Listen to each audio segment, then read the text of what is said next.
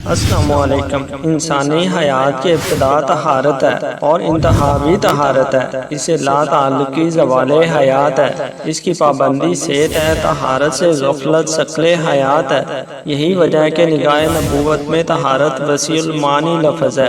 اس لیے رسول اللہ صلی اللہ علیہ وسلم نے طہارت کو نصف ایمان قرار دیا، جیسا کہ ارشاد فرمایا صفائی یعنی پاکیزگی نصف ایمان ہے۔ یاد رہے کہ ایمان کا تعلق انسان کے قول و فعل سے بھی ہے۔ انسان ایمان سے ہے اور ایمان انسان سے ہے۔ طہارت و پاکیزگی کو ایمان کا حصہ قرار فرمایا۔ یاد رہے کہ اللہ تعالیٰ نے طہارت کا ذکر قرآن مجید میں مختلف انداز سے فرمایا ہے۔ ایک جگہ ارشاد باری تعالیٰ ہے کہ بے شک اللہ تعالیٰ بہت توبہ کرنے والوں سے محبت کرتا ہے اور خوب پاکیزگی اختیار کرنے والوں سے محبت کرتا ہے۔ ان ارشادات کا یہ مطلب نہیں کہ طہارت و پاکیزگی کا تعلق صرف بدن اور کپڑوں سے ہے، بلکہ حقیقت میں اس 4 درجات ہیں۔ پہلا درجہ تو باطن کو شرک سے پاک کرنا ہے۔ اس سے مقصود یہ ہے کہ جب دل شرک سے پاک ہوگا تو تب ہی وہ اللہ تعالیٰ کے ساتھ منسلک ہوگا، اور یہی کلمہ طیبہ کی تحقیق ہے۔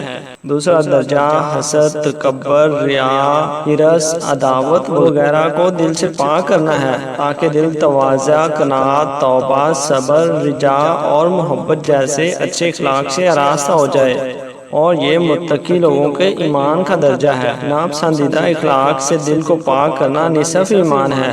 تیسرا درجہ غیبت، جھوٹ، خیانت، نامحرمات کو دیکھنا اور اس قسم کے گناہوں سے اعضاء کو پاک رکھنا ہے، تاکہ یہ تمام اعضاء نیکی کے کاموں میں فرما برداری اور ادب سے آراستہ ہو جائیں، اور یہ زاہدوں کے ایمان کا درجہ ہے۔ چوتھا درجہ کپڑوں اور بدن کو نجاست سے پاک رکھنا ہے، تاکہ رکوع و سجود وغیرہ ارکان نماز سے آراستہ ہو جائیں، اور یہ عام مسلمانوں کی طہارت کا درجہ ہے، اس لیے کہ مسلمان اور کافر میں نماز ہی فرق کرنے والی چیز ہے۔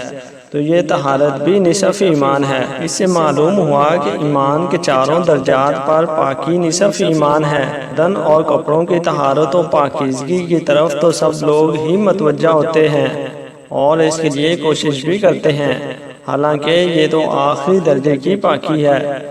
اس میں توجہ اور انہماک کی وجہ یہ ہے کہ طہارت کی باقی اقسام سے یہ آسان ہے، اور اس سے نفس بھی خوش ہوتا ہے اور آرام بھی محسوس ہوتا ہے، اور دوسرے لوگ بھی اس ظاہری پاکی کو دیکھتے اور اس کے زاہد اور پارسائی کا چرچا ہوتا ہے۔ اس وجہ سے یہ لوگوں کو آسان معلوم ہوتی ہے، لیکن جہاں تک حسد، ریا، حب دنیا سے دل کو پاک کرنے اور گناہوں سے بدن کو پاک کرنے کا تعلق ہے، اس میں نفس کا کچھ حصہ نہیں، یعنی اس میں نفس کو لطف نہیں ملتا اور نہ ہی مخلوق کی نگاہ اس پر پڑتی ہے۔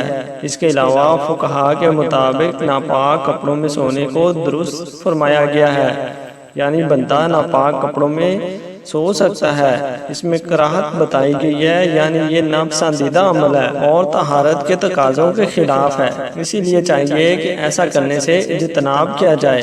اللہ تعالی ہمیں دین کی سمجھ نصیب فرمائے اور اس کے مطابق زندگی بسر کرنے کی توفیق عطا فرمائے۔ آمین یا رب العالمین۔